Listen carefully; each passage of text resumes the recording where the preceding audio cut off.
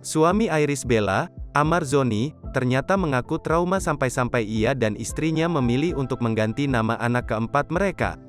Sebelum anak keempat Amar Zoni dan Iris Bella dinamakan Ara Putih Sabai Akbar, ternyata mereka sudah menentukan nama lain. Namun, setelah mendapat masukan dari orang tua dan merasa trauma, Amar Zoni dan Iris Bella memutuskan untuk mengganti nama anak keempat mereka. Diketahui, istri Amar Zoni, Iris Bella telah melahirkan anak keempat pada tanggal 23 Agustus tahun 2022. Pasangan Amar Zoni dan Iris Bella pun menamai anak keempat mereka yakni Ara Putih Sabai Akbar. Sebagai informasi, Iris Bella sempat mengalami keguguran bayi kembar sebelum melahirkan anak keempat tersebut. Ternyata, sebelum anak keempat mereka diberi nama Ara Putih Sabai Akbar, rupanya Iris Bella dan Amar Zoni menyiapkan nama lain untuk sang buah hati, yakni Asma Putih Sabai Akbar.